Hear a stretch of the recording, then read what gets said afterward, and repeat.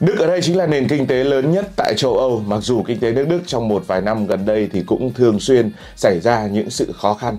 Và không chỉ vậy, Đức còn là điểm đến của những người nhập cư. Ước tính cứ 10 người Đức thì lại có một người có nguồn gốc xuất xứ từ nước ngoài. Hiện tại ở Đức, số lượng người Việt Nam cũng rất là đông. Chào mừng các bạn đến với câu chuyện ngày hôm nay, câu chuyện về nước Đức. Chúng ta đang nói về nước Đức, đất nước nằm ở trung tâm châu Âu và có chung đường biên giới với nhiều quốc gia lân cận. Nước Đức có diện tích là 357.000 km vuông, lớn hơn diện tích của Việt Nam ta một chút. Vị trí nước Đức ở trung tâm châu Âu đã định hình lịch sử của đất nước này, có cả những điều tích cực và có cả những điều tiêu cực. Nước Đức giáp với 9 quốc gia láng giềng, nhiều hơn bất kỳ quốc gia châu Âu nào khác. Những quốc gia láng giềng của nước Đức gồm có Đan Mạch, Ba Lan, Cộng hòa Séc, Áo, Thụy Sĩ, Pháp, Bỉ, Luxembourg và Hà Lan. Khu rừng lớn nhất và nổi tiếng nhất của nước Đức nằm ở phía tây nam là gần biên giới với Thụy Sĩ, đó là rừng đen. Một khu rừng đầy thông và linh sam, gọi là rừng đen bởi vì người ta cho rằng rừng rậm rạp đến nỗi ánh sáng không thể xuyên qua được những tán lá và khu rừng này lúc nào cũng tối tăm. Khu rừng này là đầu nguồn của sông Danube, một trong những con sông quan trọng nhất của châu Âu. Ngoài ra là một số sự thật thú vị khác về địa lý của nước Đức, ví dụ 1/3 diện tích của nước Đức vẫn đang được bao phủ bởi rừng. Thủ đô Berlin của nước Đức lớn hơn Paris 9 lần và thậm chí có số lượng những cây cầu còn nhiều hơn thành phố nổi tiếng về những cây cầu là Venice. Nhà ga xe lửa lớn nhất châu Âu cũng nằm ở thủ đô của nước Đức, đó là Berlin. Điểm cao nhất của nước Đức nằm ở Bavaria, điểm này cao 2.962 m so với mực nước biển. Và nhiệt độ cao nhất từng được ghi nhận tại nước Đức lên đến 42,6 độ C vào năm 2019. Quy mô của nước Đức về mặt diện tích thì lớn hơn Việt Nam không nhiều, còn về mặt dân số thì kém Việt Nam cũng không phải là quá xa. Có thể nói là khi so sánh về mặt diện tích và dân số thì người ta thấy những sự tương đồng đâu đó giữa nước Đức và Việt Nam. Dân số Đức bây giờ là 83 triệu người. Đức được mệnh danh là vùng đất của các nhà thơ và các nhà tư tưởng.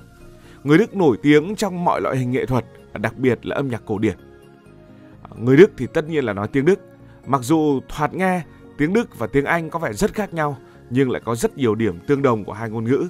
Chính cả cấu trúc và cách phát âm của hai ngôn ngữ khiến chúng trở thành hai trong số những ngôn ngữ có liên quan nhất ở trên thế giới. Ngày nay, nước Đức là một điểm đến phổ biến của người nhập cư. Nhưng không chỉ là ngày nay mà câu chuyện này còn có từ trong quá khứ nữa rồi. Trung bình cứ 10 người Đức bây giờ thì có một người đến từ nước ngoài. Đó là một tỷ lệ nhiều hơn bất kỳ một đất nước nào khác trong lịch sử. Và điều này thì đã thay đổi rất lớn kể từ sau chiến tranh thế giới lần thứ hai. Nhóm dân tộc thiểu số lớn nhất ở Đức bây giờ là nhóm người Thổ Nhĩ Kỳ. Họ bắt đầu di cư vào Đức và có những công ăn việc làm ổn định từ những năm 1950. Hiện tại trung bình những người di cư hợp pháp vào nước Đức hàng năm là khoảng 1,5 triệu người. Đó là chỉ tính những người di cư hợp pháp mà thôi.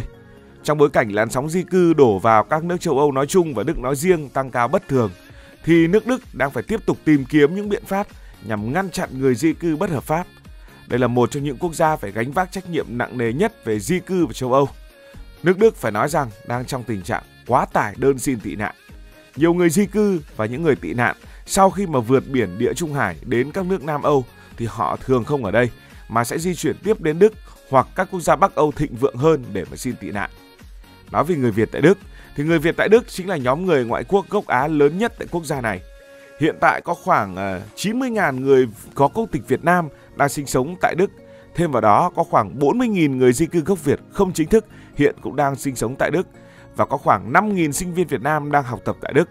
Thành tích học tập của sinh viên Việt Nam tại Đức nhìn chung là được đánh giá cao. Con người và kinh tế cũng như những thành tựu của nước Đức thì gắn liền với lịch sử của đất nước này. Nước Đức thời kỳ đầu là sự chắp vá của các quốc gia nhỏ do các công tước và những vị vua cai trị. Nhưng vào cuối thế kỷ 19, năm 1871, đất nước này đã được thống nhất bằng vũ lực bởi một chính trị gia có tên là Otto von Bismarck. Đây là một cột mốc lịch sử của nước Đức. Vào cuối thế kỷ 19, nước Đức đã bắt đầu cạnh tranh với các nước châu Âu khác để thành lập các thuộc địa ở châu Phi và châu Á. Những căng thẳng này thì dẫn đến chiến tranh thế giới thứ nhất, cuộc xung đột tồi tệ nhất mà thế giới chưa từng chứng kiến trước đó. Chiến tranh thế giới thứ nhất diễn ra vào đầu thế kỷ 20. Đức và các nước đồng minh của Đức đã thất bại. Rồi sau đó Đức cũng là nước khơi mào cho chiến tranh thế giới thứ hai, nơi mà một lần nữa người Đức lại không thể giành chiến thắng và phải chuốc lấy thất bại. Sau Thế chiến thứ hai, nước Đức bị chia cắt thành Tây Đức và Đông Đức. Đất nước này trở thành trung tâm của sự đối đầu giữa Liên Xô và các cường quốc phương Tây. Cuộc xung đột kéo dài gần nửa thế kỷ này được gọi là Chiến tranh lạnh và nước Đức đã tái thống nhất vào năm 1990. Và như đã nói, chúng ta đang đề cập đến câu chuyện về nền kinh tế của nước Đức. Quy mô nền kinh tế lớn thứ 3 trên thế giới sau Mỹ và Trung Quốc, Đức đã vượt Nhật Bản. Và Đức cũng là nền kinh tế lớn nhất của châu Âu với GDP là 4,7 nghìn tỷ đô la Mỹ. Lật ngược lại lịch sử, sau khi thua trong chiến tranh thế giới thứ hai thì nước Đức đã rơi vào cảnh hoang tàn. Tây Đức sau đó đã dần phục hồi để trở thành quốc gia giàu có tại châu Âu, nhưng Đông Đức đã bị tụt lại phía sau rất xa. Khi nước Đức thống nhất vào năm 1990 thì Đức đã chi hàng tỷ đô la Mỹ để hiện đại hóa phương Đông. Lúc bấy giờ, mức sống và thu nhập hàng năm của các bang Tây Đức thì vẫn cao hơn đáng kể so với các bang ở Đông Đức. Đức là một trong những nước sáng lập Liên minh châu Âu và khu vực đồng tiền chung châu Âu. Đất nước này cũng có một trong những lực lượng lao động có tay nghề cao nhất ở châu Âu, đặc biệt là trong những ngành công nghiệp chính của nước Đức, ví dụ như là sản xuất ô tô, máy móc, thiết bị gia dụng và hóa chất. Ngoài ra, Đức cũng là nhà sản xuất nông nghiệp thuộc top 3 của châu Âu. Nhìn vào những ngành mà nước Đức phát triển rất là mạnh, bỏ xa nhiều quốc gia còn lại và chiếm ưu thế, mang lại nguồn thu lớn cho nước Đức, thì thấy có một điểm chung. Đó là những ngành này đều có vốn đầu tư lớn, thu hồi chậm và nhân tài công nghệ rất cao. Chẳng nói đâu xa, ở Việt Nam ta cũng có những doanh nghiệp đầu tư vào những ngành như vậy và cũng chưa gặt hái được nhiều thành công. Đức xuất khẩu hàng hóa của mình sang gần như là tất cả các nước trên thế giới với các bạn hàng chính là Mỹ, Pháp, Anh, Trung Quốc, Hà Lan, Bỉ, Cộng hòa Séc, Thụy Điển, Hungary, vân vân và vân vân. Đức chính là thị trường xuất khẩu lớn thứ 2 trên thế giới. Nhưng bây giờ, nền kinh tế Đức đang phải đối mặt với những vấn đề, ví dụ tốc độ tăng trưởng dân số thấp. Điều này cũng ảnh hưởng đến quy mô lực lượng lao động cũng như tăng chi tiêu của chính phủ cho việc chăm sóc sức khỏe cho người già và các cơ sở hưu trí. Bí quyết thành công của nước Đức có lẽ nằm ở tri thức và nước Đức là một đất nước có truyền thống về học. Đức là nước hàng đầu về khoa học kỹ thuật và họ luôn có những thành tựu đáng kể trong lĩnh vực này. Các nỗ lực nghiên cứu và phát triển đã tạo thành một bộ phận không thể thiếu của nền kinh tế Đức. Người Đức thành công bởi vì họ học và học rất giỏi. Có hơn 100 người Đức từng được trao giải Nobel. Cuốn sách đầu tiên được in bằng tiếng Đức và tạp chí đầu tiên cũng được ra mắt ở Đức từ năm 1663.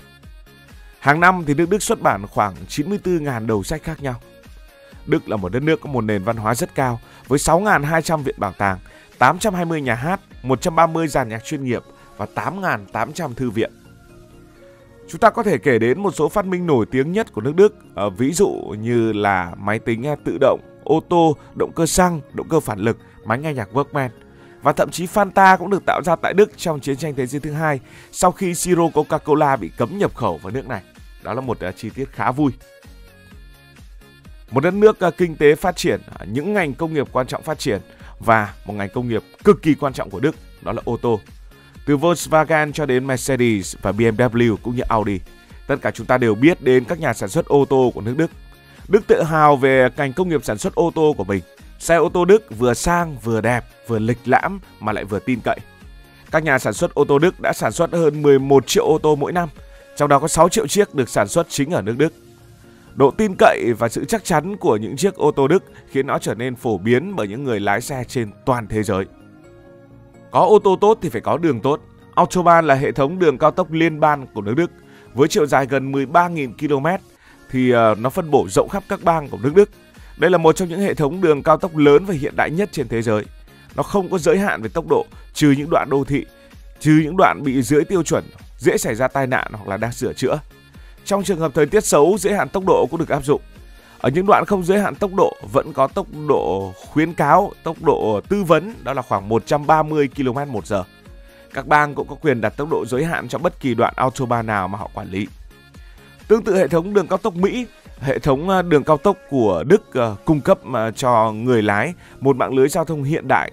Và ngoài ra, đây là một hệ thống để kết nối các vùng kinh tế và thúc đẩy trao đổi thương mại, đồng thời cho phép vận chuyển các thiết bị quân sự kịp thời trong những tình huống khẩn cấp liên quan đến an ninh quốc gia. Vì thế, nếu mà tài xế coi nơi đây là một trường đua để thỏa mãn cảm giác chinh phục những điểm giới hạn của tốc độ thì hoàn toàn sai lầm. Để duy trì giao thông xuyên suốt và đảm bảo an toàn tốt nhất có thể, cứ mỗi 1,6 km đường cao tốc Autobahn tiêu tốn chi phí vận hành lên đến 1 triệu đô la Mỹ, gấp đôi mức trung bình tại Mỹ. Hàng ngàn radar, camera quan sát đặt trên hệ thống này để thu thập dữ liệu về lượng phương tiện tham gia và đưa các cảnh báo về tắc đường hay là tai nạn cho tài xế. Một con số đáng chú ý đó là kỷ lục tốc độ trên hệ thống đường này là 433 km/h, được thiết lập bởi Rudolf Caracciola, cựu vận động viên đường đua Grand Prix và Formula One trên một chiếc xe Mercedes vào năm 1938, một chiếc xe với động cơ V12. Đối thủ của ông thiệt mạng cùng ngày do cố gắng phá kỷ lục này. Hay là một trong những tai nạn nghiêm trọng nhất được ghi nhận trên hệ thống đường này là năm 2009. Cứ thử hình dung những chiếc xe chạy với tốc độ không giới hạn mà đâm nhau thì sẽ liên hoàn như thế nào. Lúc bấy giờ, 259 xe ô tô đã tông liên hoàn, có 12 trường hợp bị thương và có một chi tiết rất đứt, đó là không có ai bị tử nạn.